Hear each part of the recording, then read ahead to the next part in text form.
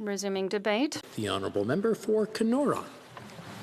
Thank you, Mr. Speaker. It is my privilege to be able to rise in the House today and speak on this important topic in the midst of a global pandemic and an economic crisis which has occupied us all over the last months. It is so important that Parliament is able to meet and so that we can discuss and improve legislation to ensure support reaches all Canadians who need it. Mr. Speaker, the COVID-19 pandemic has no doubt taken a toll on all Canadians. Business owners, nonprofits and charities are struggling to stay afloat, and many Canadians have lost their jobs. Additionally, Canadian students are facing an uncertain future. Summer jobs are valuable opportunities for Canada students to learn new skills, to meet new people, and prepare for their careers. But more than that, countless post-secondary students rely on summer employment not just to fund their education, but also to afford the basic necessities of life. Mr. Speaker, I have lived this experience very recently, perhaps more recently than any of my colleagues. I wrote my final university exam last summer before heading straight back home on the campaign trail for the 2019 election. So I can say that I fully understand the challenges that are facing students during normal circumstances because I live them. And these challenges are being amplified by the crisis that is before us right now. Students face a tremendous amount of financial pressure, mental stress, and are stretched for time commitments during the school year. That is part of the reason why many students choose to leave their summer employment when school comes around with the expectation that a job will be available for them when they return, just the same as any seasonal employees across Canada. Many students are unable to also attend school locally, like many in Northern Ontario, myself included. So we've had no choice but to leave our jobs behind to move away and start the school year. As we know, these students are now finishing up their school years and they are attempting to enter the workforce just as many businesses are laying people off and closing their doors entirely. High school students who are graduating this year and looking forward to entering the workforce are in the same situation as our new university and college graduates. Students have bills to pay, just like everyone else, Mr. Speaker: rent, groceries, tuition, and now, through no fault of their own, many are in a position where they may not be able to find any job for the foreseeable future. In my riding of Kenora, some of our biggest job creators, especially for students, are tourism operators that are dependent on visitors who this summer will likely not arrive. Other businesses are fighting to avoid laying off the staff they already have and aren't in positions to hire anyone else. This scenario is playing out across the country right now in different ways. The details may be different, but the results are the same. Thousands of people who are counting on finding jobs this summer may not be able to. Mr. Speaker, that's why I was taken aback when students were originally left out of the government's initial response to COVID-19. That's why on April 7th I co-signed a letter along with 3 of my Conservative colleagues, myself, the member for Central Okanagan, Similkameen Nicola, the member for Kildone and St. Paul, and the member for Mission Matsky Fraser Canyon. We asked whether the government intended to rectify their mistake. I am glad that after weeks of pressure from myself, my Conservative colleagues, and other members of the opposition, the government has finally introduced legislation to support students who can't find work due to the COVID-19 pandemic. And Mr. Speaker, I'm happy to see that the government has worked with the official opposition to improve the legislation that is before us today.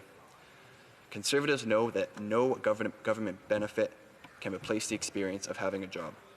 Simply put, we believe that everyone who is able to work should do so. But we also recognize that in some areas there are simply no jobs to be had. Canadian students need to pay for their rent and their tuition, and they're trying to save for their futures. If possible, they need the opportunity to learn new skills and meet people in their fields.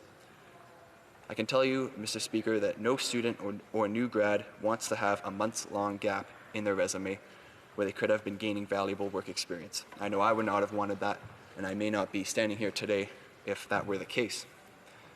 Right now, these students need support, but they also need creative solutions to incentivize as many students as possible to gain that valuable experience. Mr. Speaker, Conservatives have been vigilant in making sure that the new government benefits are not inadvertently disincentivizing employment.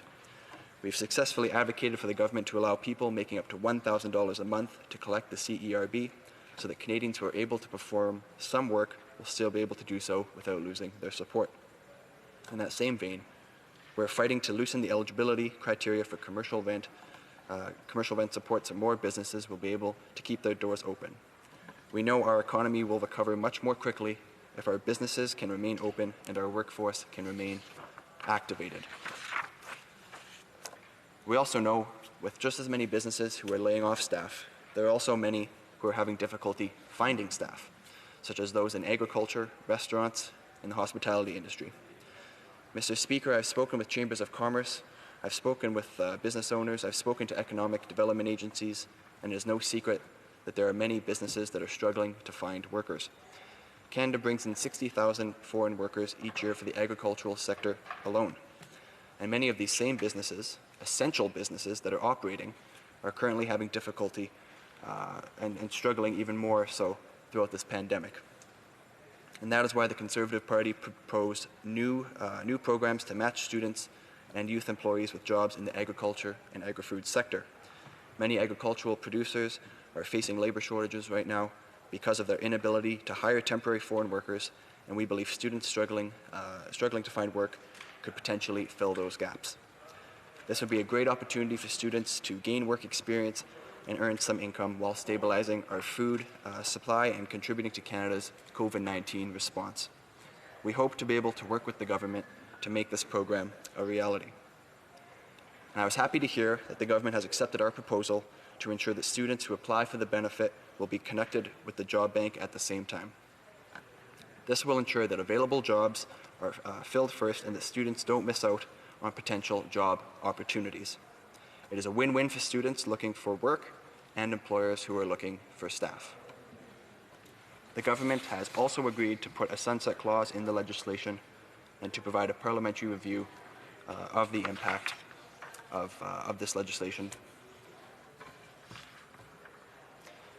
This is basic due diligence, and it will ensure that this bill does not outlive its purpose, and it will be useful instead of having unintended negative impacts on the labor force. At the end of the day, at least until we go back to normal, there will still be some students who can't find jobs through no fault of their own. We recognize that, Mr. Speaker, which is why I support the principle of the Canadian Emergency Student Benefit. With the addition of our reasonable proposals, this benefit will ensure students get the support that they need while not missing out on employment opportunities. We are facing an unprecedented economic crisis as a result of this worldwide pandemic, and many hardworking Canadians from all walks of life have suddenly found themselves in need of emergency support. Canada's economy has no doubt gone through a major shock, Mr. Speaker, and we know it will be much worse if suddenly this summer we find ourselves with hundreds of thousands of students who are unable to make rent. And the long-term impacts of students being forced to delay or discontinue their educations would also be considerable. The spillover effects of leaving students without support at this time is simply devastating, Mr. Speaker, and that's why we know that this support is so important.